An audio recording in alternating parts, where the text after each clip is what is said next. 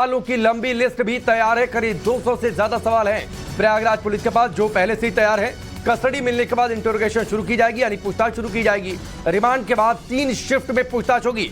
अतीक और अशरफ से पूछताछ के लिए स्पेशल टीम, जिसका हम पहले जिक्र कर रहे थे, वो तैयार की जा चुकी है। अतीक अशरफ से पूछे जाएंगे 200 से ज्यादा सवाल, और इनमें सवाल होंगे कि उमेश पाल की हत्या क्यों करवाई, हत्याकांड की साजिश कैसे, कौन कौन लोग थे, शूटर्स तक कैसे मदद पहुंचाई गई, ये सब कुछ पूछा जाएगा अतीक अहमद से। हमारे सारे सहयोगी इस वक्त जुड़े हुए हैं। विद्या, 200 से ज्यादा सवाल है प्रयागराज पुलिस के पास। इंटरोगेशन रूम तैयार है, स्पेशल टीम तैयार है। जी बिल्कुल राकेश, देखिए 200 से ज्यादा सवाल हैं और हर सवाल का जवाब देना होगा अतीक अहमद को। और रिमांड अगर आज मिल जाती है अतीक अहमद की रिमांड उत्तर प्रदेश की पुलिस को, तो समझिए इसके बाद उसके गुनाहों के कई सबूत सामने आ सकते हैं। क्योंकि अब अतीक अहमद का जो डर हुआ करता था, उस तरह का न डर है पुलिस में, और कानूनी शिकंजा पूरी तरीके से कसा हुआ है। दूसरी तरफ अतीक अहमद को भी इस बात का अंदाजा है कि अब वो बचकर निकल नहीं सकता है, वो भाग नहीं सकता है। अब उसके गुर्गे बमबारी नहीं कर सकते हैं, बंदूक और गोलियों से लोगों को वो डरा नहीं सकते हैं। और यही वजह है कि अब एक जो फहरिस्त है सवालों की, वो तैयार है, और उसके जरिए अतीक से जुड़े तमाम उसके जो गुनाह हैं उसके बारे में सवाल जवाब किया जाएगा। लेकिन उमेश पाल हत्याकांड से जुड़े हुए तमाम ऐसे सवाल हैं जिसके बारे में उससे पूछा जाएगा। सबसे बड़ी बात यह है कि उमेश पाल हत्याकांड के बाद जब उसकी बीवी से फोन पर उसकी बात हुई, तो उसके बाद उसने कहा कि उसको अच्छी नींद आई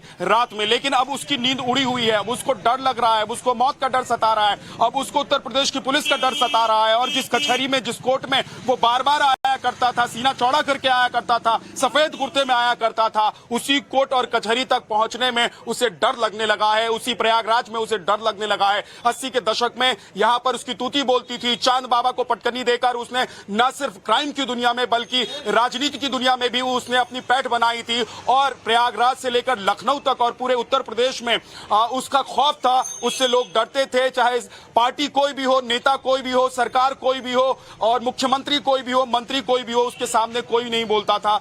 सबसे पहली बार जब बीएसपी की सरकार आई, उसके बाद उसको लेकर इनाम घोषित किया गया, अतीक अहमद को लेकर इनाम घोषित किया गया। और उसके बाद देखिए जब से योगी सरकार आई है, उसके बाद से तो उसका जो किला है वो ढहना शुरू हो गया। और यही वजह है कि अतीक अहमद को पता है। अतीक अहमद कल भी जिस तरीके से गिड़गिड़ा रहा था, मकरंद भी हमारे साथ जुड़े हुए हैं, उनका भी रुख कर लेते हैं, फटाफट से उनसे भी समझते हैं। कल मकरंद, जिस तरीके से हमने देखा, उस पूरे रूट को कवर किया, कैसा डरा और सहमा हुआ अतीक अहमद नजर आया। यानी साफ साफ वो समझ चुका है कि ये जो सरकार है, ये अब उसे ना सिर्फ मिट्टी में मिलाएगी बल्कि रगड़ेगी भी, और ना सिर्फ उसको बल्कि उसके पूरे परिवार के लिए जो मुश्किलें हैं वो चौतरफा मुंह बाय खड़ी हैं।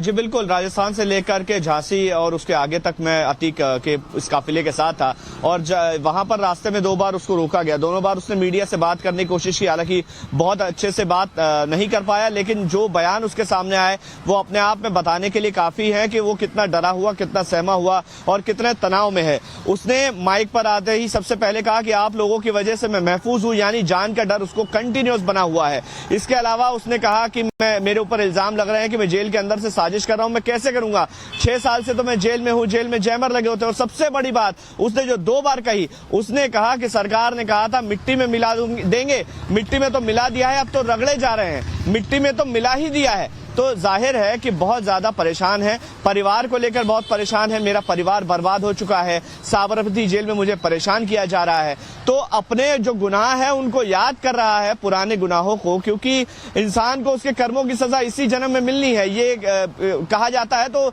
ये चरितार्थ हो रहा है अतीक अहमद पर।